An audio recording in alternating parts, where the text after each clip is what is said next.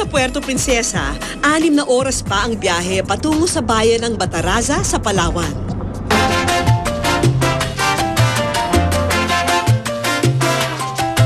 Ngayon po, papunta na po kami ng Balabac. 3 oras pong biyahe doon.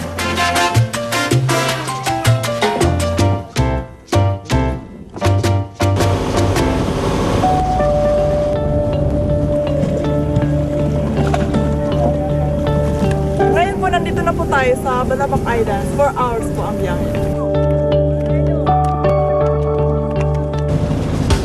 Kinabukasan, muli kaming sumuong sa 2 oras na paglalayag upang samahan si Rufaida sa kanyang pag-uwi sa kanilang baryo, ang Rabor.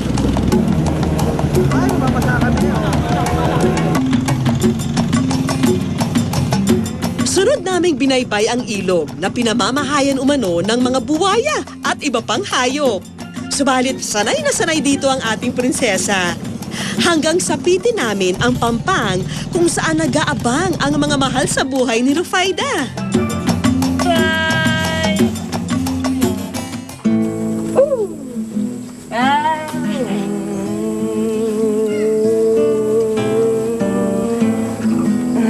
Iyak si nanay.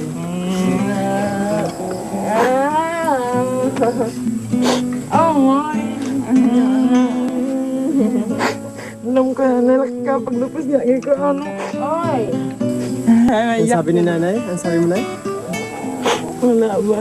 Natutuwa lang ako. Gano'ng katagal na po hindi nakita si Rufaida? 3 buwan na, sobra.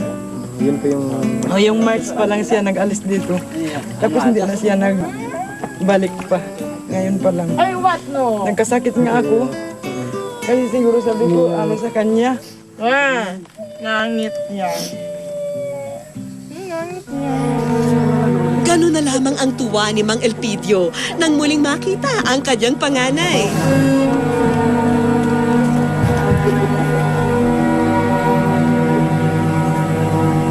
Tatay ko po. Ano pangalan ka? Elpidio Babo din po. Masaya kayo tayo ngayon. Nakita mo na si... Masaya? Anong... Nakakaiyak ako. Anong nararamdaman? Ay, tanong ko na mata. Gagdok ba? Masaya daw po siya. Nakita po ako. Dapat kami iiyak sa... Wala. Ay, tara na sa inyo. Inilibot kami ng kasama naming prinsesa sa dati niyang paaralan kasamang ilang batang mulbog. Welcome po sa aming school. Dito po ako nag-elementary sa barangay ng Rabor, Balabac, Palawan. Kailangan po pong sa bayan po ang high school. Malayo po dito. Bye-bye! Una naming inakala na tapos na ang paglalakbay. Pero nagkamali kami dahil ilang minutong lakad pa raw bago namin tuluyang marating ang tahanan ng pamilya Babudin.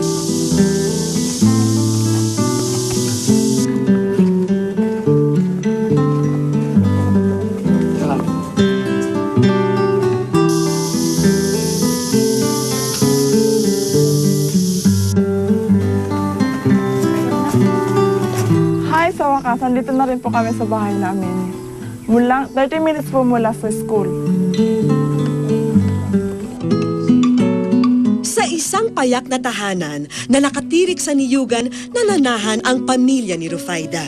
Kabilang sila sa tribong Mulbog, mga katutubo na sinasabing unang nanirahan sa isla ng Balabac.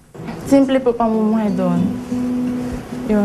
Nagtatanim po kami palay para makakain po. Tapos walang kuryente. Tapos ang hirap po doon talaga. Simple at walang anumang bahid ng karangyaan ang kinalakhan niyang buhay.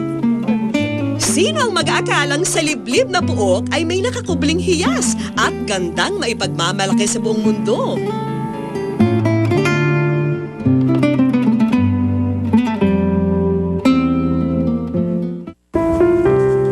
Pa lamang daw itong si Rufaida ay kinakitaan na ito ng hilig sa pagrampa. Ay nako anak, ginagaya mo na naman si Charlene Gonzalez. Alam mo, Nay, balang araw, gusto ko po maging beauty queen. Sa Sana nga po, Nay. Sa bayan na lang tayo nakatira para nakakapanood ako ng mga contest. Naku anak, mahirap lang tayo. Wala namang papansin sa mga taga-tribo. Pero kung yan talaga ang pangarap mo, mag-aral ka munang mabuti, ha? Opo. Halika na anak, tulungan mo na akong magbunot dito ng damo. At baka maabutan pa tayo ng init ng araw.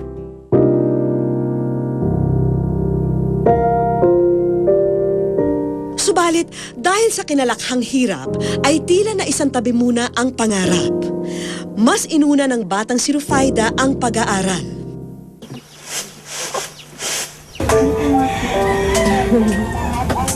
Anak.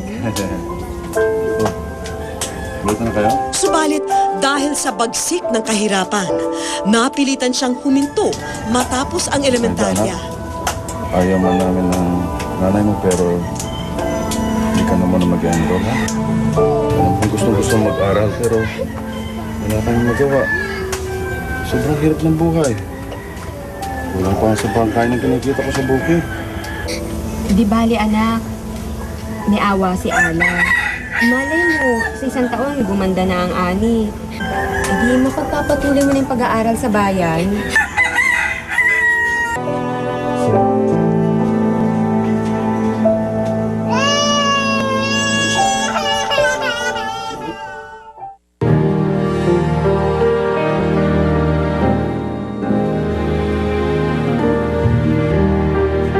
Paida, halika na! Baka may iwanan tayo ng bangka!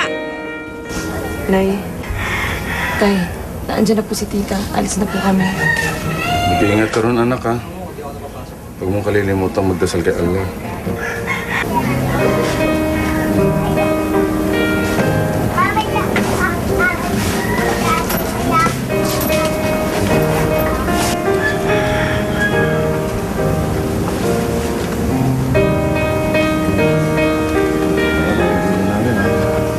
Mag-iingat ka, anak, ha?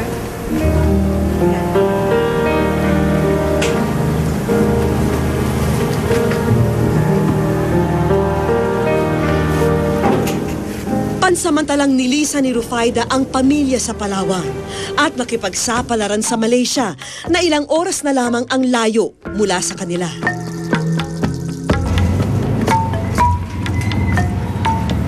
Assalamualaikum. Waalaikumsalam. Ini si Rufaida. Ini rumah saya. Kau kerja di sini. Mari kau. Mari kau. Nagtrabaho siya roon bilang kasambahay sa loob ng 3 taon. Bagamat halos naiwan na siya ng mga dating kaklase, nanatiling pag-aaral ang laman ng kanyang isipan.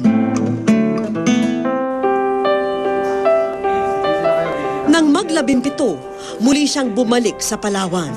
At sa pagkakataong ito'y ipinagpatuloy ang pag-aaral sa high school. Subalit, hindi pa rin naging madali ang lahat.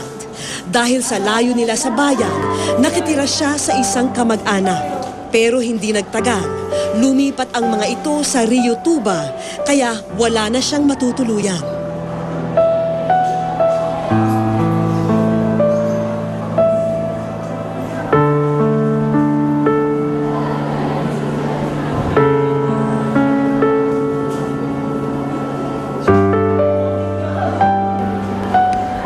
Rufaida.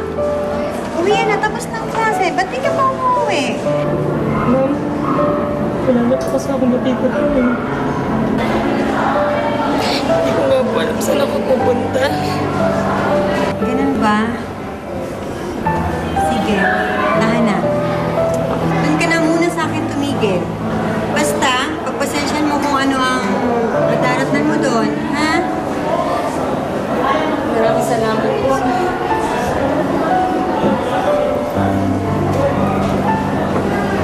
Sa habag ng kanyang guro, pinatuloy niya ito sa kanilang tahanan at itinuring na rin tunay na anak. Sa pagtungtong niya ng high school, naging madalas ang pagsali niya sa mga contest sa kanilang lugar. Uy, Rufaida! Kanina pa kita hinahanap. Kinausap ako ni Mayor kanina. ikaw ang napipisil na ilaban sa mutya ng Palawan. Wow, talaga ho, ma'am. Nagkataon mo na tayo, Rufida. Alam kong kayang-kaya mo. Konting ayos lang, kaya mo na makipagsabayan sa iba. Matangkad ka pa. Ma'am, alam niyo na po pangarap ko to eh. Magiging titipin na ako. Supportan niyo ako.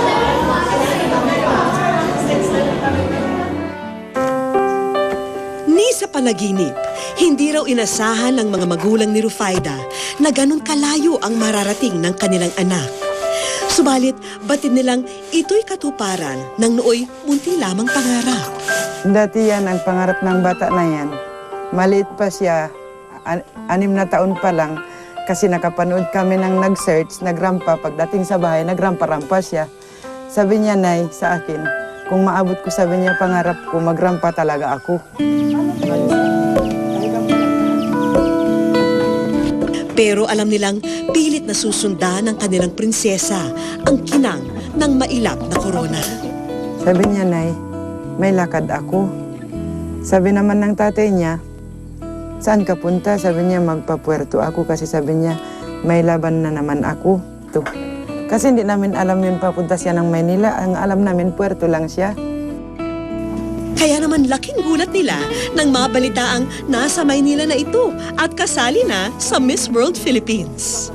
Nalaman ko pagdating ko na, pagbaba ko ng bayan, marami na usap-usapan dyan sa bayan. Sabi, nagsama sa Miss World ng Philippines. Bigla ako parang nakatulala ako tapos hindi ko malaman yung masaya ako, nagaiyak ako, parang ganun. Aywan ba, siguro parang hindi ko ba sukat akalain na siyempre alam ko sa puerto lang siya tapos pala nakita ko doon na siya sa bilang nabalitaan ko sa Maynila na siya.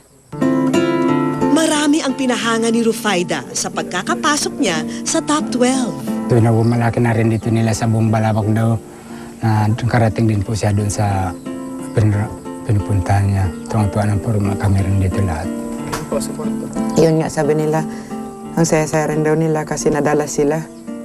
Kahit nasabi nila papaano, kahit pangalan lang namin, masaya na rin po kami kasi nadala rin kami ni Rufida. Hindi niya pinagkahiya yung, ibig sabihin, yung tribu niya, hindi niya pinagkahiya. Nagasigawan po yung mga tao. Kilig na kilig po sila. Pati kami rin po. Hindi raw sila makapaniwala na sa hirap na kanilang dinaranas ay mabibigyan ng ganoong pagkakataon ang kanilang anak. Yung nakita ko na ang saya-saya ko, halos ako na nanonood sa TV. Napapaiyak talaga ako. Parang hindi ko, sabi ko sukat akalain na anak ko nakakaabot na doon. Lahat ng pagsisikap ng dalagay inilalaan niya sa kanyang pamilya. Hindi man niya nasungkit ang minimiting korona, naiangat naman niya ang pangalan ng tribong Mulbog at ang tingin sa mga tulad niya. Wish ko Sa aming pagbabalik, isang mainit na pagsalubong ang ibinigay ng kanyang mga guro at kaeskwela. Meron akong ibibigay na bagong title sa iyo. At mamaya, Maraming salamat, Mang Dolphy.